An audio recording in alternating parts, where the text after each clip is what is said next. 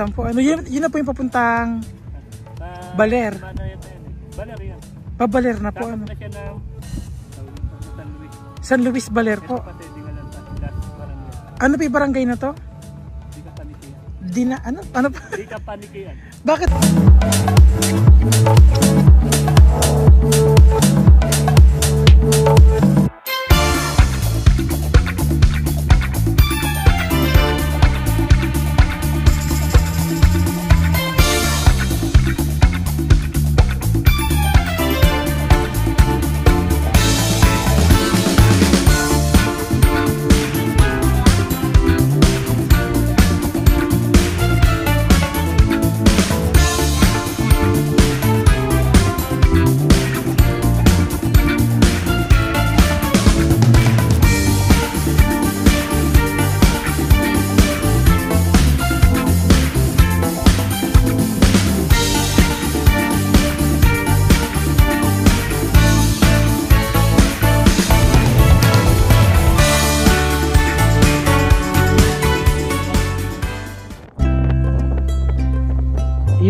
Huminto muna kami kasi nakita namin napakaraming tao. Tuwan-tuwa kami at hindi namin inaasahan araw ng Sabado de Gloria naman talaga. No? Kapag Sabado de Gloria talagang makikita mo, tsaka tradisyon na ng mga Pilipino na maligo talaga sa iba't ibang yamang tubig o saan yung tubig dito sa ating bansa. Nakakatuwa kasi ang daming tao talaga. Huminto muna kami rito sa Gabaldon sandali kasi natuwa nga kami sa view at medyo marelax na rin sa nakikita naming tubig. Kaya ito muna bago kami tumuloy doon sa Dingalan. Road trip lang talaga ito pero mamaya makikita nyo ay meron kami madidiskubre na bagong lugar na hindi pa masyadong dinarayo ng mga tao dito sa Dingalan. Pero sa ngayon nga, andito muna kami sa Gabaldon. Ayan, grabe, ang daming naliliko. Nakakatuwa silang panoorin. Sobrang nakaka-relax. Tsaka, yan, nakakatuwa lang sila. Tanghaling tapat dito mainit talaga ang init ng singaw ng hangin. Pero ang daming naliliko, grabe. Pero sabi sa tinanong ko yung ibang naliliko, malamig daw yung tubig. Kaya masarap sa pakiramdam. Kaya hanggang dito na lang. Didiretso na kami ng Dingalan para makita na natin kung okay na ba yung buo, kung buo na ba yung daan papuntang Dingalan to Baler Road. Titingnan natin yun. So paalam na.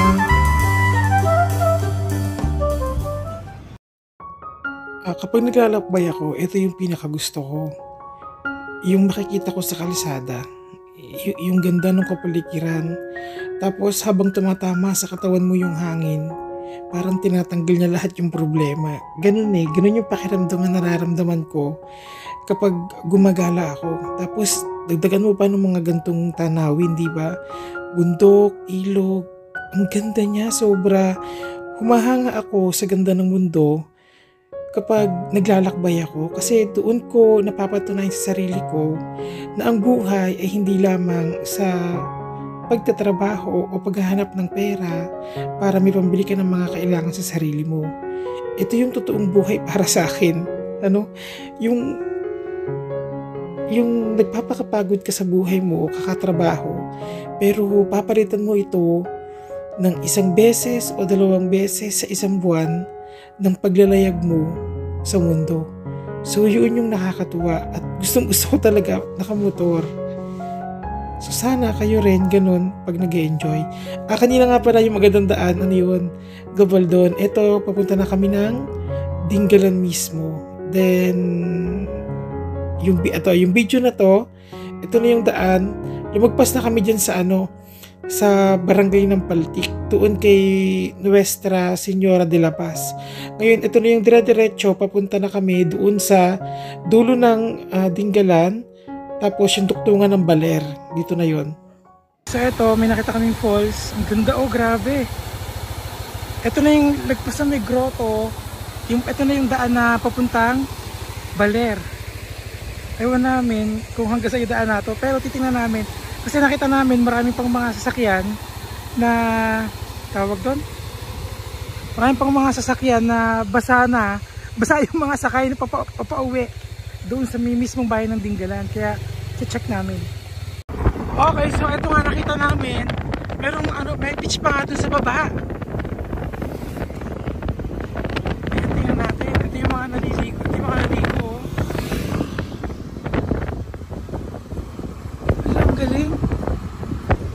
First time lang din namin sa lugar na to. Ayun, ang ganda, grabe. Baka mamaya nasa balir na pala kami. Wow! Ang ganda! Ay, wow! Ayun yung dagat. Wow! Kaso medyo nakaharang ng puso ko yung bata. Wow! Ayun!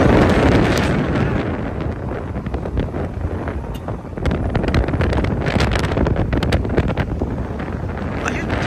May dagat pa sa baba! Wow! So, tawag doon?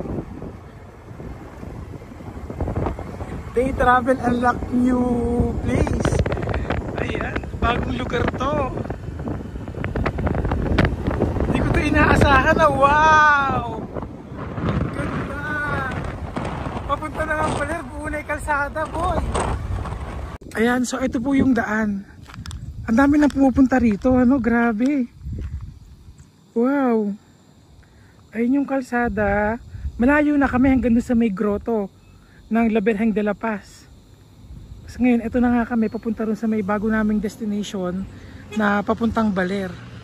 Ito yung kalsada na yan. Tapos kanina nakita namin, ang baba niya, meron nga rong dalampasigan. So doon pala siguro galing yung mga nag-swimming na nakakasalubong namin. Grabe, ito siya, ang ganda, Wow!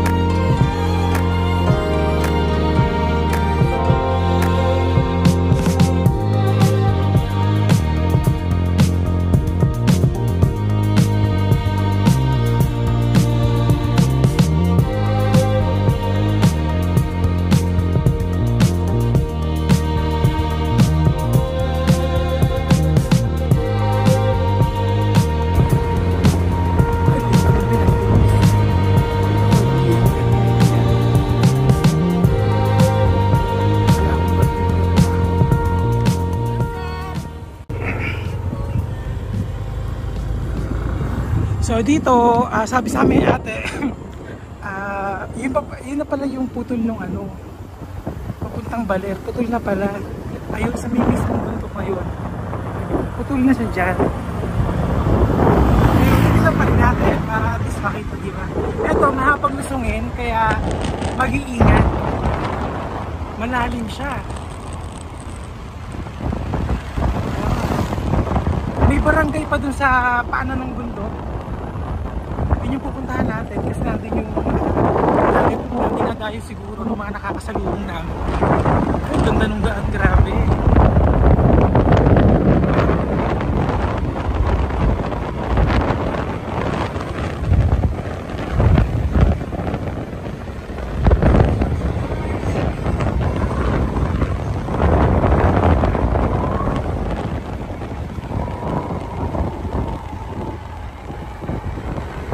After yung semento, ito lupa na yung daanan dito.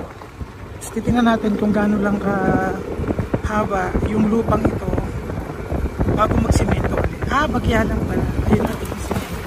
Pero ang dami na palang pumupunta rito, oh. Ayan mo, ang dami na sasakyan. At mukhang kilala na yung lugar na to. So ito yung pangalawang istasyon ang hihingi ng donation. Dapat ng kalsada. Pababa yata ng bundok to, hoy. Saan ba yung kalsada papunta mismo sa kabilang kalsada? Ilog yan. Ayun yung ilog. Ay, ang ganda ng ilog. Teka lang, Alantula yata, boy. Andoon. So ito na siya.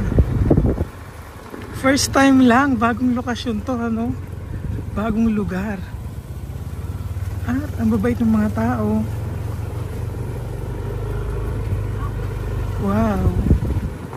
Ito. Magtanong tayo rito. Ayun yung kalsada. Tanong mo, diretso ka pa. Nanay, yun po pa yung kalsada papunta pa doon? Ito po. Diretso lang kayo, tapos kakanan kayo sa may multipurpose. Sige, salamat po. Maraming salamat po. So ito na yung kalsada. Maliit na yung daan niya, makipot na. Pang isang sasakyan na lang. Pero maikli lang naman pala yung lupa na dadaanan bago magsimento ulit. So ito na siya. Hindi ko alam kung anong ano to. Mamaya malalaman natin kung anong lugar to.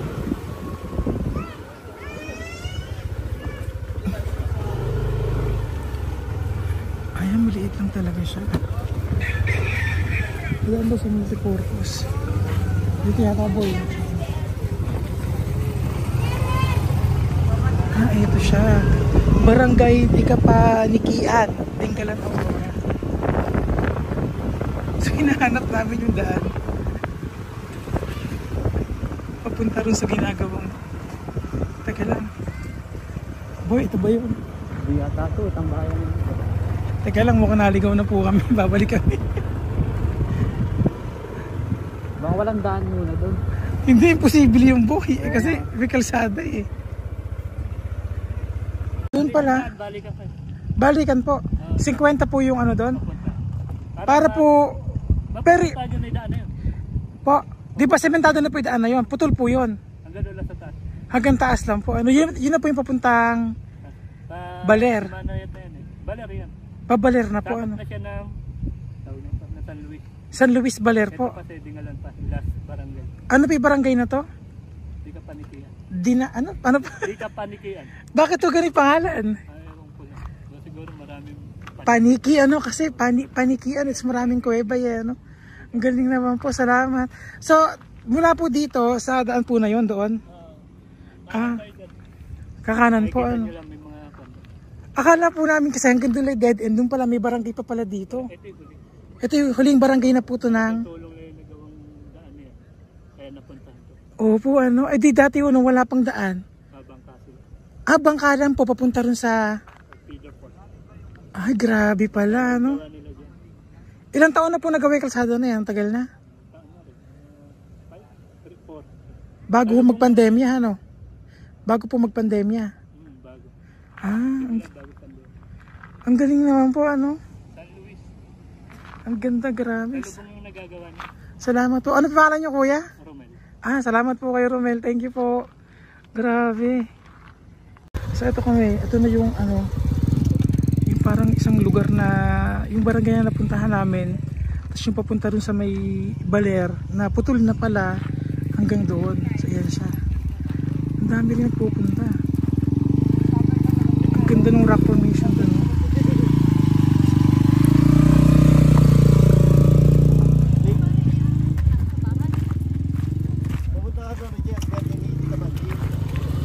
Ayun sila kuya, mga nanguhuli sila ng lobster. Ano nga po ulit Tagalog ng lobster? Yun po yung salitang Dinggalan po yun? Banagan. O salitang Tagalog? Tagalog po talaga. So ang Tagalog ng lobster ay Banagan. Ang galing ano. Yun po yung inaalam ko. Kasi madaming lugar na pagtatanungan namin, kahit mismo mga mangingisda, lobster ang tawag nila. At least dito pala, meron kayong katumbas na salita dun sa lobster, ano, Banagan. Saan naman, Banagan? Banagan po talaga kahit saan. Okay. So, yung iba lang po. So, kayong mga mangingisda po talaga, Banagan ang tawag. Tagalog po talaga yon. Ang galing, ngayon ko lang nalaman yung Tagalog ng lobster. Ba't po kayo di nakapanghuli ngayon? Ay, yung gamit ko kasi hindi ko pa naigayak. Sa trabaho rin kasi. O so pag bibili po kayong lobster, hanapin nyo lang po itong si Kuya.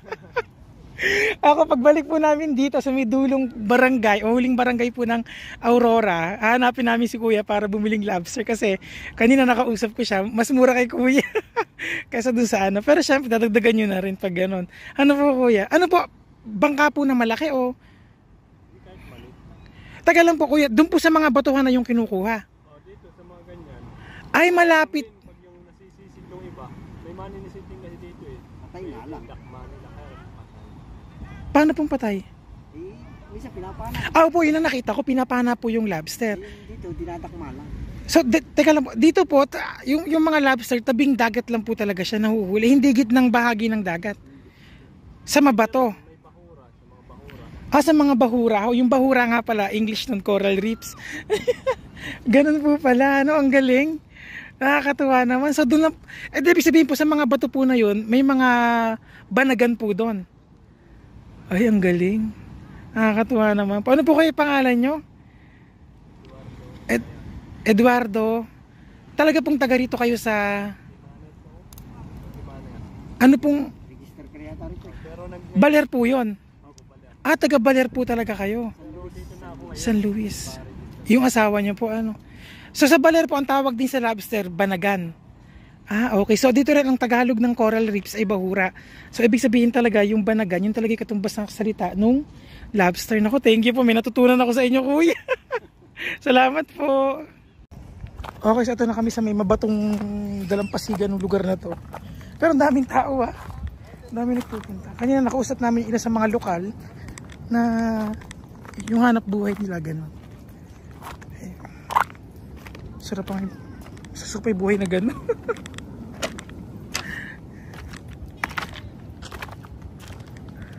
Ito na, puro bato.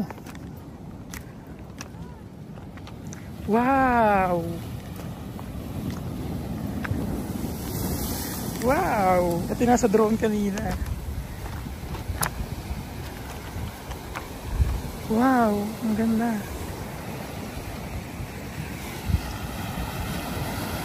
Grabe.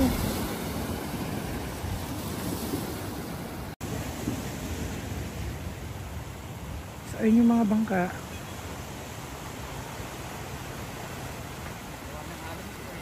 Ha? Kaya nga. Grabe.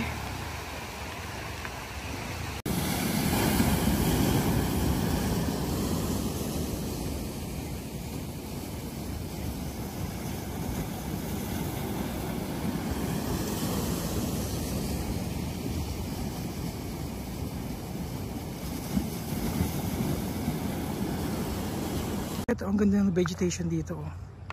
Ayun, doon may nagka-camping pa. Ayun. Ang dami ring tao. Ganda rin ito. Wow. Ito yung lugar na to. Ang ganda. Hanggang dito lang yung video na to. Pauwi na ako. Pauwi na kami. Kasi gagabihin na. Talagang yung lakad na to, unexpected lang. O talagang hindi biglaan lang talaga. Kasi nagtrip lang kami na tumuli doon sa kalsada. Sabi ko, check nga namin kung buo na yung daan papuntang Baler.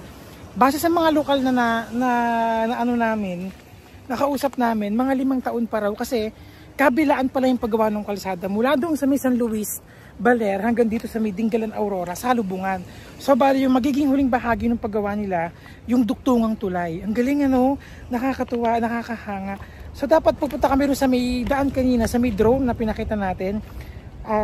Hindi namin tumuloy kasi sasakay pa ng balsa yung motor nakakatakot din, tsaka anong oras na gagabihin na kami masyado. So hanggang dito na lang po yung vlog na to, yung trip na to. Maraming salamat. Bye bye.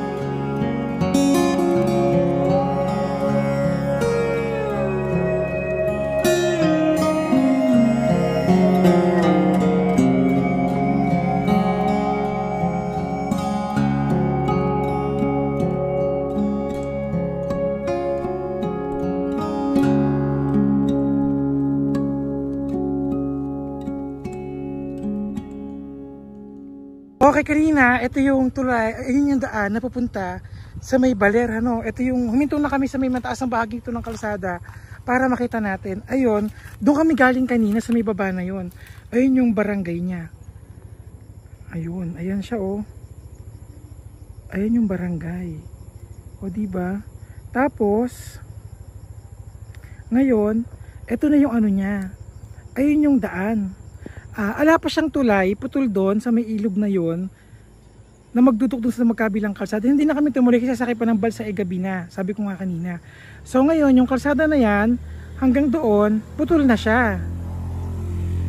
Hanggang doon lang siya. Kasi nga, sasalubungin pa siya nung kalsada na manggagaling mismo ng San Luis sa Baler. Tapos dalawa, bali, putol, ang pumutol uli sa kanya, ilog. So magkabila ang ilog, yung putol na daan na yan. Pero pag oras daw na maikabit na yung dalawa na yan, okay na, makakatawid na ng Dinggalan hanggang Baler. Kaso nga lang, ayon sa estimasyon ng mga lokal, 10 taon daw may nagsasabi, yung si kuya naman sabi 5 taon, tapos sabi rin isang residente ro na taga barangay, ngayong taon daw nato ikakabit na yung tulay na yan.